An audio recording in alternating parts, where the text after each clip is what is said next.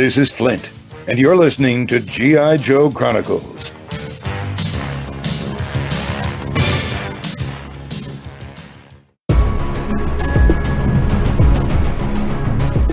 The LONGBOX CRUSADE presents G.I Joe Chronicles, The Devil's Due Years.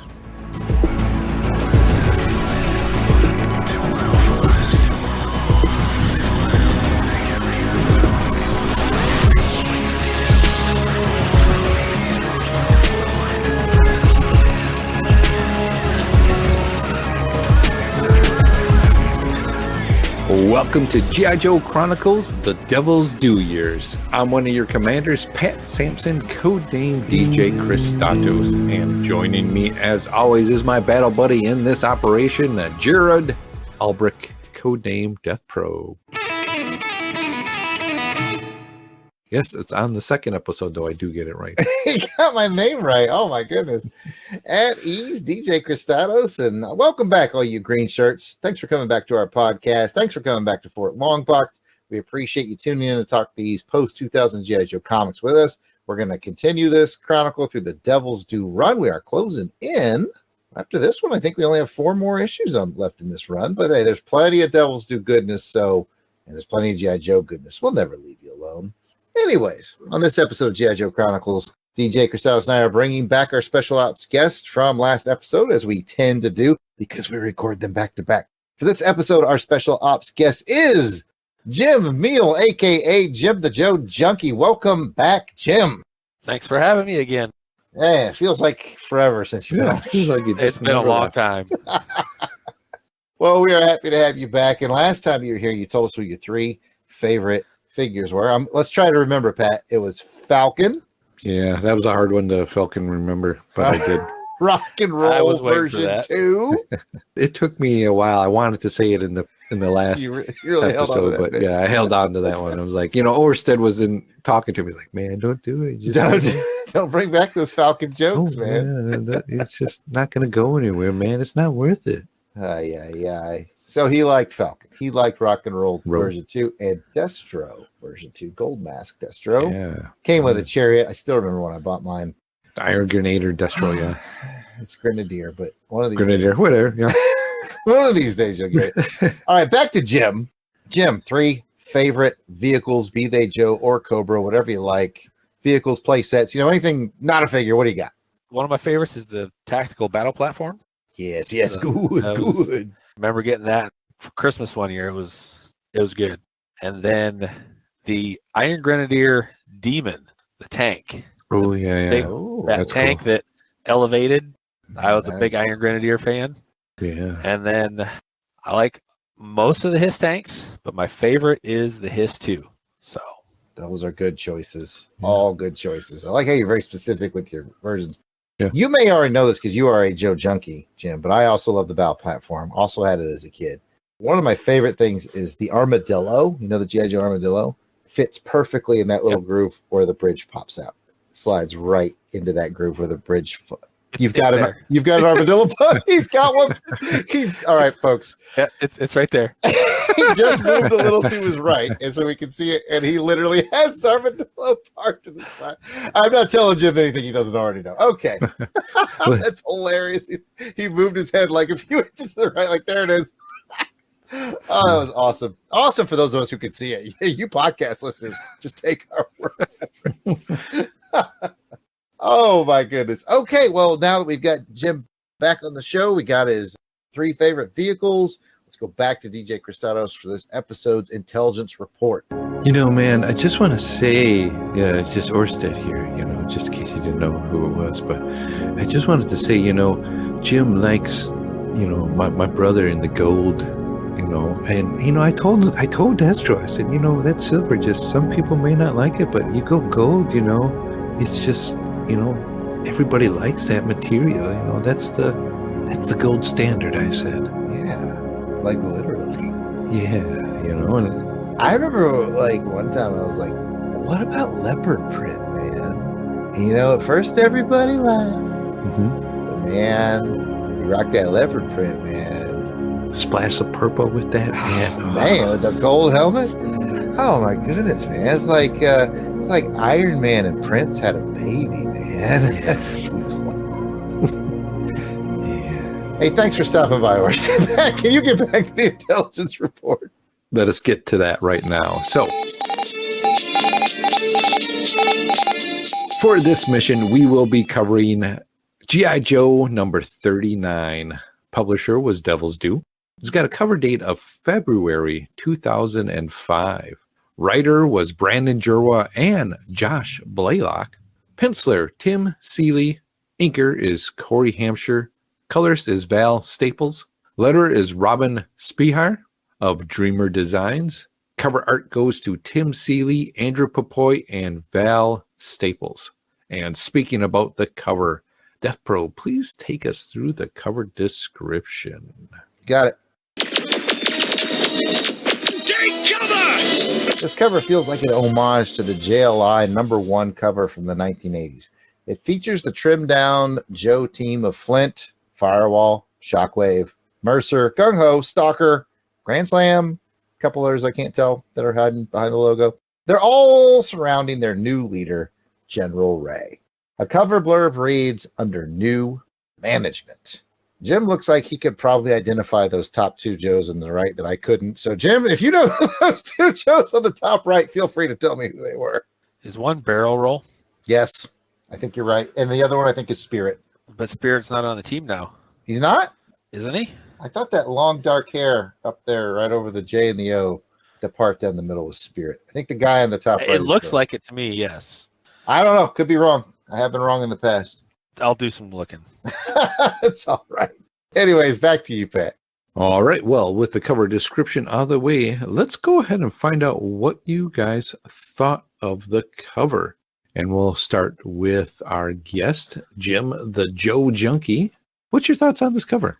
This type of cover, I really like this kind where it's kind of, hey, look at everybody. This is the new team.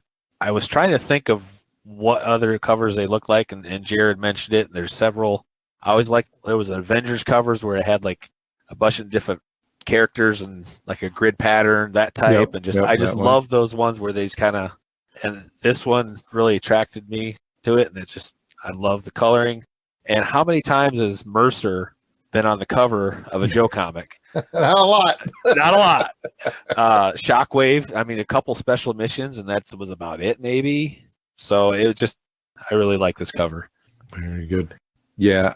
Jared kind of took the words in my comment on this as this felt definitely like the JLI #1 issue, looking down on it. So, but looking at this one, you see General Ray, and, if you gave him some blonde hair, whatever, he's basically Duke, right? Yeah, Just in pretty some much. armor. Because when you look at it, I'm like, yeah, I can see that. But I like how Flint's kind of giving him the stink eye. You got that Give stink eye stare at That him. wary look. That Yeah. I don't know if I can trust this guy look. Yeah, I like that. And a lot of detail is being done on this one. Jarrett, what's your thoughts? Of course, this cover is great, man. And it's this new weird amalgamation Joe team of new people and old people, and by old people I mean older members, vintage members of the team. Mhm. Yeah, and with that jail, I feel it's great, and they never miss a beat with the coloring. I think you mentioned that, Pat. They never miss a beat with the coloring, and I just think I really like the Flint side eye you mentioned, and Shockwave similarly. Not really, you don't see his eyes. He's kind of furtive is the word I'm going to use for today's episode. Furtive. Okay. Furtive. I don't know what that means, but I'll take it that maybe it means he's wearing a hat. Yeah, that's the definition of furtive. Wearing a hat. Wearing a hat. Okay. I think you're right. That is Spirit. What threw me is he's not in this issue True. until the final page where they're all standing together, and he's obscure there too. He comes and goes. He's covered. General Ray and Shipwreck are covering him. So I mean, he's not in the action at all. So that's what The whole issue, he did nothing but hang out with Orsted, man. Yeah. He's like that guy that you'll see like just kind of periodically pass in the back, like he's going to get to the bathroom or just to go into the kitchen. You see him walking through with slippers on it. Oh, hey guys.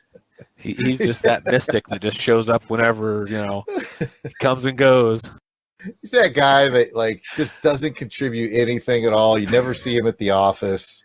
You know, he's hardly ever there. He takes off early, comes in late, but then you're at a staff meeting. He's like, "Yeah, I got an idea." Who are you? Yeah. Anyways, good cover. All right. Well, now that we have the cover thoughts out of the way, let's go ahead and give this cover a rating. And here on G.I. Joe Chronicles, we rate it on a scale of 1 to 10 flag points. 1 meaning you didn't like it at all, and 10 meaning it's perfect, and you should make this a recruiting poster. You know, you want to be one of the new Joes? Here's your poster. You can join them. Just stand shoulder to shoulder with them, just like that.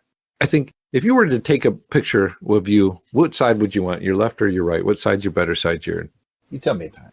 I'd say, yeah, your left side. I got my little Roger Moore mole going on. I call it my Roger Mole. I'd say you're a left side guy. I think I would probably be best in a full mask like Snake Eyes or BJ. That too. Yeah. I think mine is my left side. It'll look kind of tough that way. Jim, What's your side? I'd be like Shockwave, just kind of head down, don't look at me. I was just about to say, Jim strikes me as a Shockwave kind of guy. Kind of afraid or for whatever. Furtive. Yeah, very furtive. It's not up for it, just furtive. Furtive. Okay. FURTIVE. You can look it up later. Oh, skip. No, I didn't furt it. Did you furt it? No, that's not how. It's not. Smell that? Let's move on. Okay. All right. Well, now that we have some fun out of the way, let's go ahead and rate this one. Jim, what would you rate this on a 1 to 10? I'm giving this one a 9. This one, as you were saying, I would put a picture of this up on my wall. I really like it. Some obscure characters, some classic characters, great angle. I really like it. All right. I definitely agree with you on this one. It is a 9. I like the rakishy kind of angle that's coming down on these people. Good characters to see. Makes you interested to see why are they all together. Let's open this up and find out why. Jared. I think it's because they're under new management, Pat, but I'm going to give it a 9 as well. Great cover. Really very detailed. Very detailed together in the faces. Like I said, Mercer. I love Mercer. It's good to see Mercer get some limelight. Yeah. All right. Well, with the cover out of the way, let's go ahead and go back to Death Probe for the story synopsis in our mission brief. As you know, on this show, we like to mix it up a bit and have DJ Kristatos pull the randomizer lever to determine the synopsis point of view. Will I tell it from Joe's point of view or Cobra's point of view? Kristatos, pull the lever. Here, man. Must be something wrong with this randomizer, man. I think I may have spilled some of that oatmeal milk in here, and I think it's going to come out Orsted's side. Okay, let's tell from Orsted's point of view.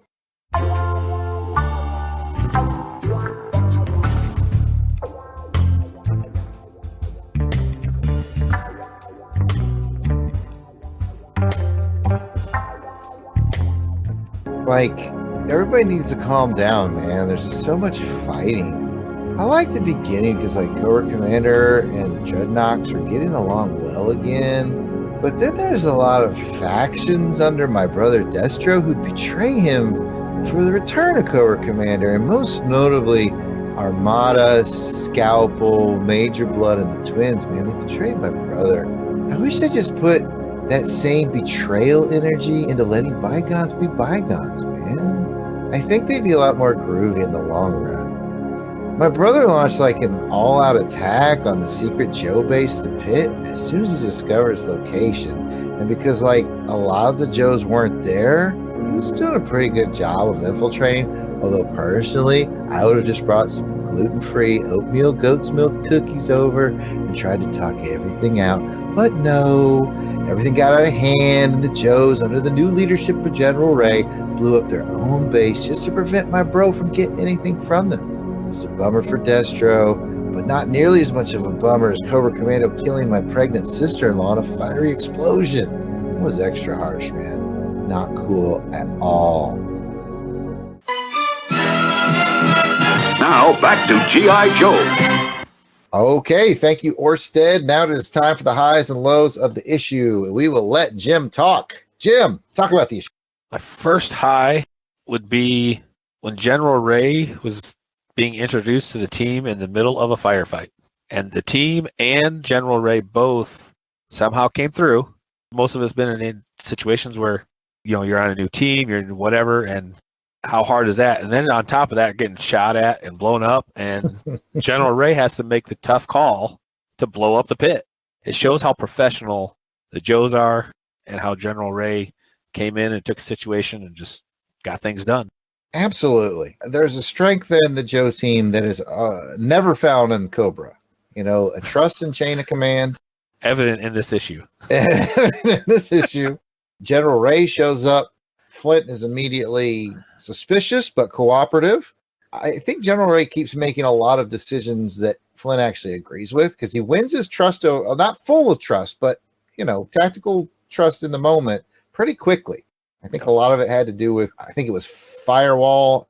They were over at Fort Huachuca, and she was like, just abandon us and go take care of the pit. And Ray was like, nope, we don't abandon people, And I think that went a long way real fast for Flint. I think Flint even had a look on that. And yeah, General Ray proved himself. I'm really liking him. I can't remember what becomes of General Ray. I'm waiting for this other shoe to drop. I just know I feel like something bad is going to happen. But man, he proved himself well in this issue. But Pat, proceed. Yeah, General Ray really surprised me as well in this one. I thought he was kind of a sneaky kind of a guy, especially dealing with the jugglers. But he definitely seems to be, hey, I'm all in it. I'm in it for the team. I'm in it to win, and I can't win if I don't have, the people around me to, help me get this done. So I really like his take and his leadership in this one was definitely something to watch and just see how the other Joes started and came around. But I also want to, let's talk about leadership. There was a lot of different ones on here. You have Ray's leadership with the Joes, you have Destro's leadership, and you got Cobra Commander's leadership as well too. And Cobra Commander, man, some of the things he was doing, he's like cold-blooded. Man, have I told you how much I really liked his suit? This suit that he's wearing is just the design that they gave Cobra Commander in this series is like, wow, very cool to have. I like it a lot in this. It just looks menacing and just sharp. Yeah, we've talked about this before, Pat. Like, there's a striking difference, I think, from Cobra Commander comic book and Cobra Commander cartoon. Like, cartoon, he's just like straight up buffoon, like all the time. I mean, comic book, has his moments, but he's also, we've seen some highs for him. Defeating Serpentor was a big one. Now climbing back up from the depths here to take back over from Destro. A lot of cool things are happening.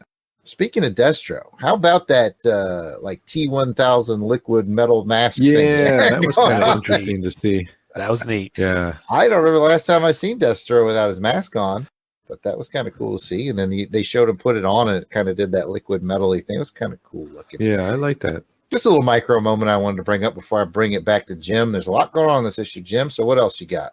There's a little bit on the Cobra Commander. This Cobra Commander right now reminds me of when in the Marvel run, when he came back, returned from the dead. From issue 100. 98, 99, somewhere to 100. Just the ruthlessness that he had back then. This reminds me of that commander. But I don't know if this is a high or low or what it is, but it was a small scene that showed the ruthlessness of Cobra in general. When the Night Viper was stuck in the pit doors, and the other Night Viper just dropped her grenade in and said, "No victory without sacrifice, all for the Cobra. Remember, it's in the handbook." What kind of handbook is that? Really? Wow. Yeah. I almost laughed a little bit, but I felt bad when I did. I know, right? I did too. I did too. I will say, just another, I guess I'll be the king of micro moments before I pass it over to Pat again.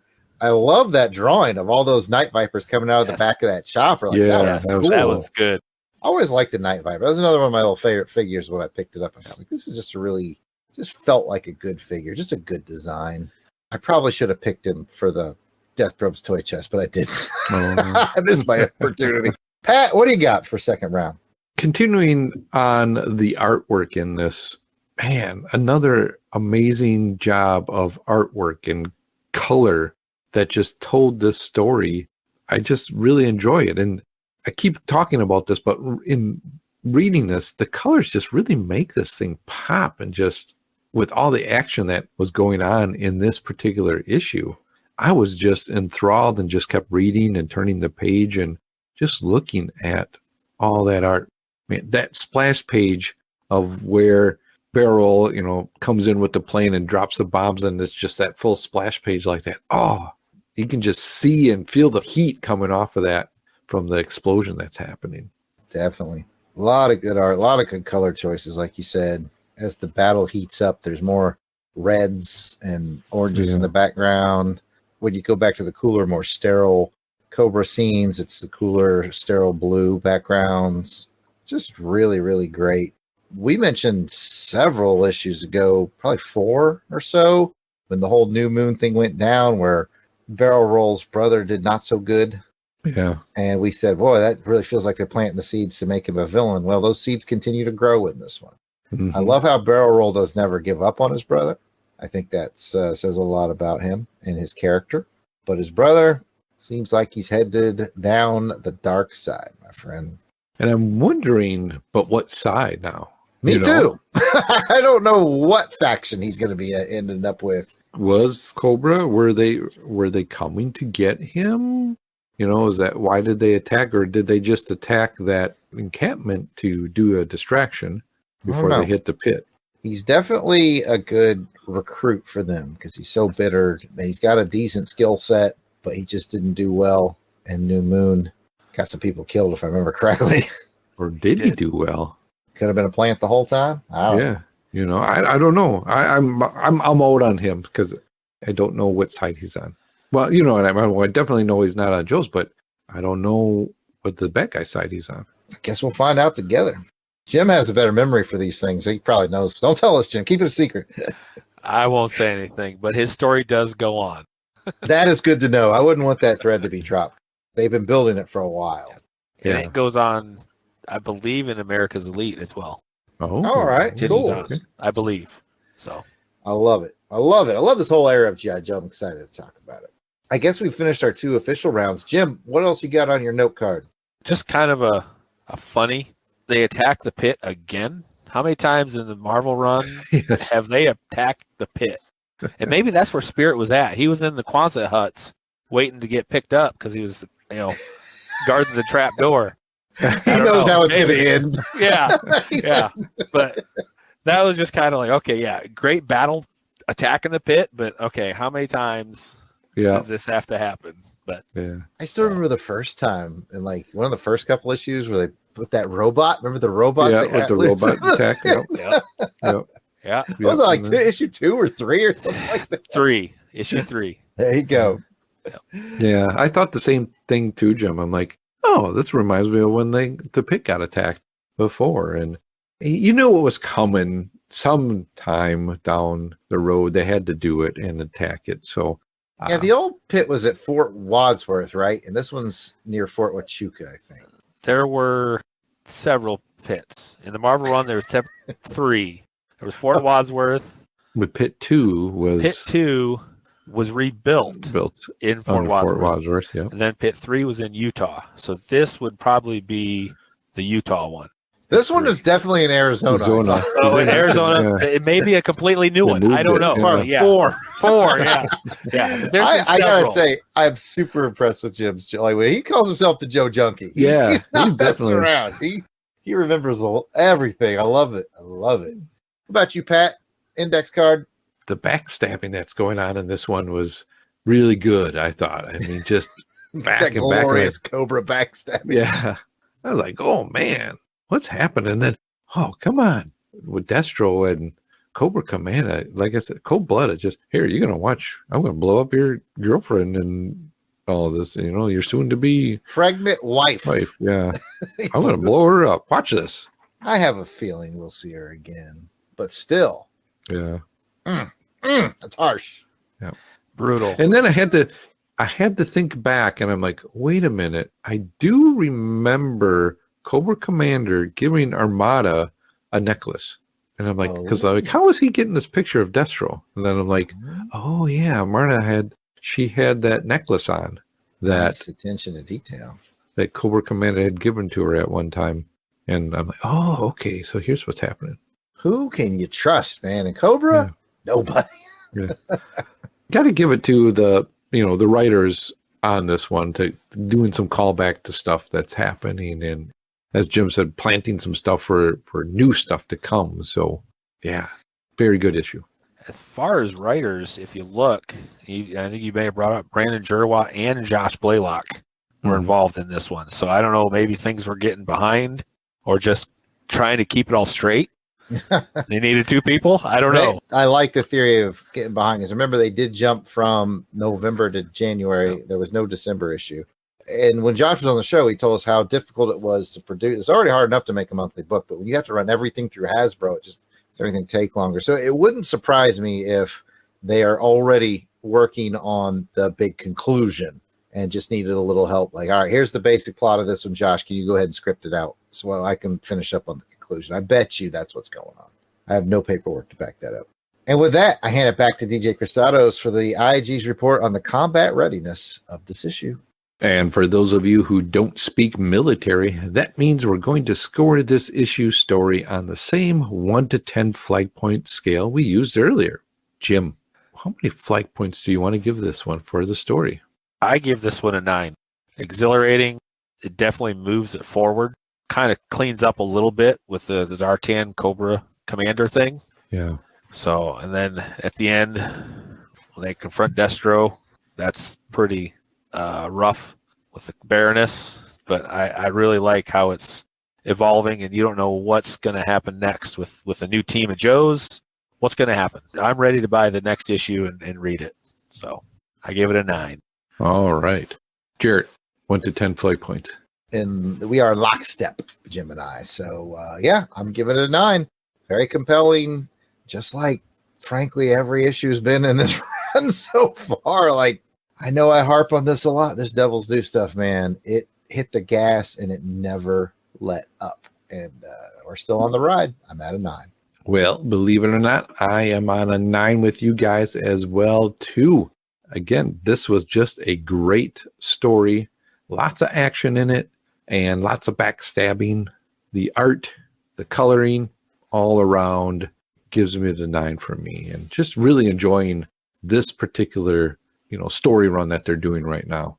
Really liking it and excited to see where it's going. 4 issues left. Yeah, I know. Kind of sad, but interesting as well, too, to see where we've come with it. And I do agree with you, too, Jared. This has been a great time of going through this one. Absolutely. Series. Absolutely. Unless something major derailment happens in the that's 4 issues, I would have to say this series overall has got to be a 9 or a 10. Yeah. It's just that good. Yeah. All right. Well, we'll find out probably in some episodes down the road where we will fall on this whole series. Yeah, we'll wrap that up in the last issue. That's a good idea, Pat. Yeah. All right. Well, now that it's time to award this episode's Silver Star Medal or Silver Snake for either gallantry in action or sneaky snakitude.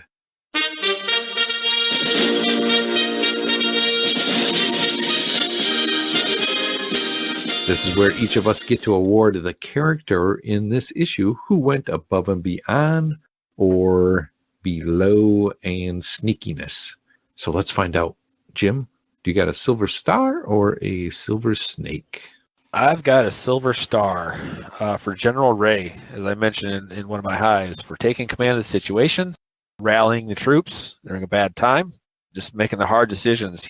His first command decision, one of them, was to blow up the pit, because they couldn't afford Cobra to get what was down in there. So, like a leader, he took a bad situation and turned it around, and let's start fresh. Mm-hmm.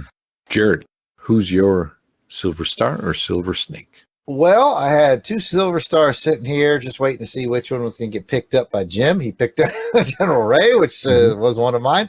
My other one's going to be Flint. Oh, okay. Flint showed a tremendous amount of flexibility, a tremendous amount of humbleness. There's got to be a better word than that. But he was very humble in his leadership. Respectfulness, I would say. He had, that's a tough spot in the middle of a battle with his people that he's been around for years, and all of a sudden this new guy shows up.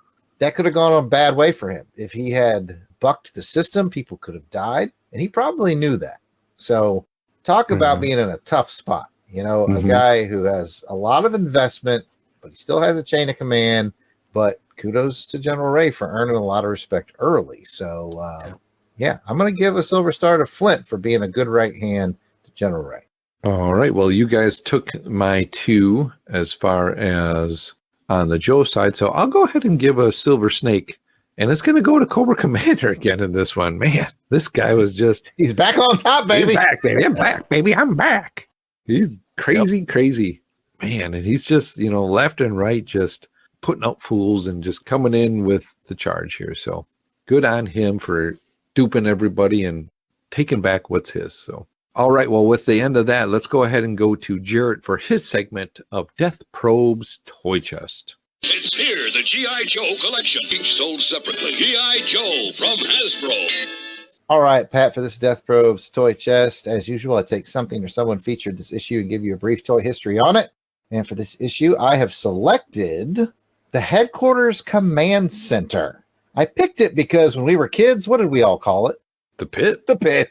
Nobody called it Headquarters Command Center. Everybody called it the Pit. And since we saw the destruction of the Pit for the very 4th time in this issue, I thought, let's give some love to the Pit, even though the toy was called the Headquarters Command Center. And because we are on video chat, I can see it over Jim's left shoulder. I believe that's the Headquarters Command Center. It is. Correct. Every time I mention a toy, he just moves a little bit one way or another. We can see it. It's amazing. Anyways, the Headquarters Command Center was available from 1983 to 1986. Ironically enough, gentlemen, there are 4 versions of the Headquarters Command Center.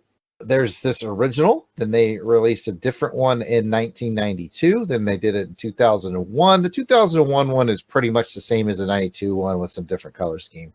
And then in 2009, they released one called the Mobile Pit, which is like this giant armored vehicle. I've never seen one in the wild, but it looked like it was closely tied to the first movie to me. Yes. It was very interesting. Jim, what you got? Yeah, the 2009 was with the movie. I don't remember what it was. Was it The Rock or something like that? Rolling Command Center, I like that. Please hold. I think I still have the page up. Hang on. All right. So the 2009 one, as far as the toy goes, its official name is PITT Mobile Headquarters.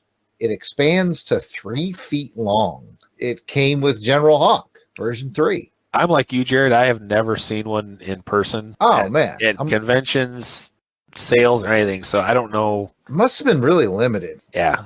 We didn't mean to go down the rabbit hole of just the 2009 PITT, but this thing is really cool looking. I'm looking at pictures of it right now, and I've never seen one. And if Jim, the Joe Junkie's never seen one, I'm starting to think they don't exist. But they're pretty neat looking. It's a completely mobile PITT. Interesting. So anyway, that was just the 4th version of the 4. Let's go around the room and talk about the original 1983. Did you have it? We'll start with Jim. I did not have it back in the day, but I do have one on my shelf, and I've got one in a box over here in pieces I got to put together. Oh, so I have 2. Oh, he's got 2. He's fancy, Jared. He's fancy. He's fancy. I feel like Arnold Schwarzenegger and Jingle All the Way. He got 2. He got 2. I have 0. I've always had 0. I've never had one. My brother Jason the Weasel Skull and I were famous for the molded styrofoam packaging that used to come if you bought a new TV or whatever like that, or a dishwasher or something. Yep. We'd always turn that into some sort of headquarters. We'd build more headquarters out of that kind of stuff. That was our PITT. That was our sad, penniless, depressing childhood. Yep. Been there. Definitely. In the arms of Pat, what about the Headquarters Command Center? Did you ever have one? I have never had one, but I did see one and play with one while a kid. Again, my neighbor, they had them, this particular one, and it was good fun playing with it. I always, with me, would always, kind of recreate the Marvel issue 23, 24, with the one where Storm Shadow frees Cobra Commander from it. I like that one. Very nice. And with that, it's time to go back to Pat. All right, now it's time to thank our battle-hardened Crusader Club veterans. These are the fine folks that have joined our Crusader Club. They enjoy early access to special Longbox video episodes, free raffle giveaways, voting on show programming, and so much more. So here are the folks reaping the benefits and giving some much appreciated support to the show.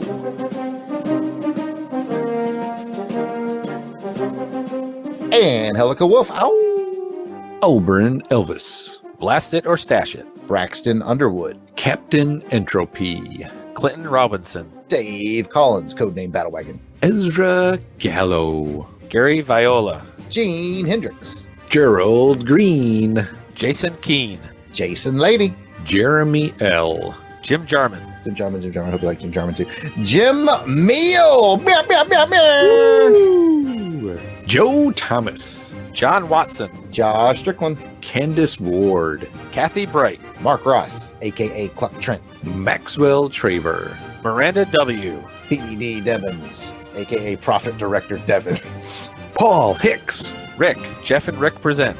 Rob Morgan. Ryan Daly. Samantha Maney. Sean Urbanski. Spidey 67. Spreadsheet. Steve Cronin. Tim Price. Tony Pennington. And the Toronto Cop. If we missed anyone on our list, we apologize. Please keep in mind that we record these episodes well in advance of release. So if you are a recent addition, we should be adding you soon. But still, no worries. Just let us know that we missed you by sending an email to contact@longboxcrusade.com and we will get it all straightened out. So you might be asking yourself, how do I become a Crusaders Club member? Well, it's easy. Just head on over to patreon.com and search for Longbox Crusade. For as little as $1 a month, you'll get access to the amazing world of the Crusaders Club. Come and check it out.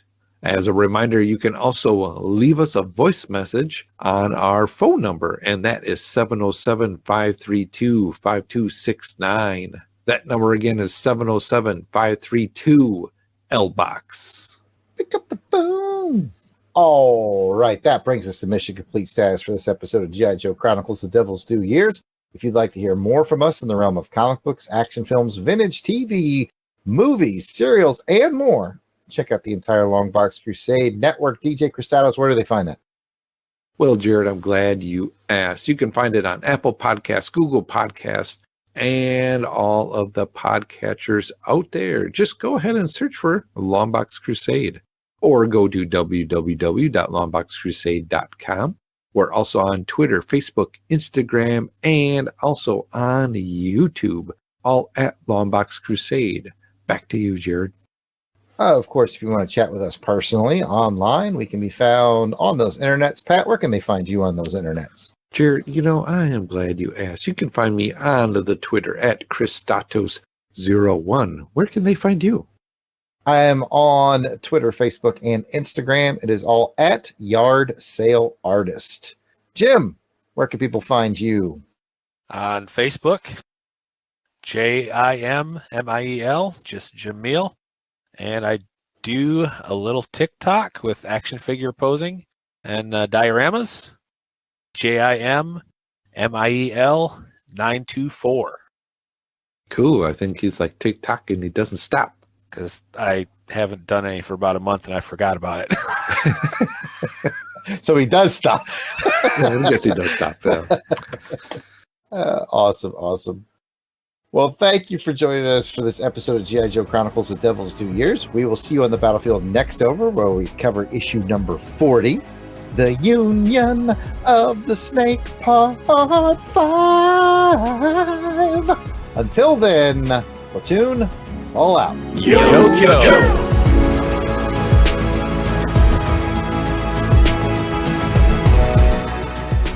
The music themes for this show are done by musical genius Joe November. Please check out his SoundCloud at Josephline99. That's Josephline99. You will not regret it.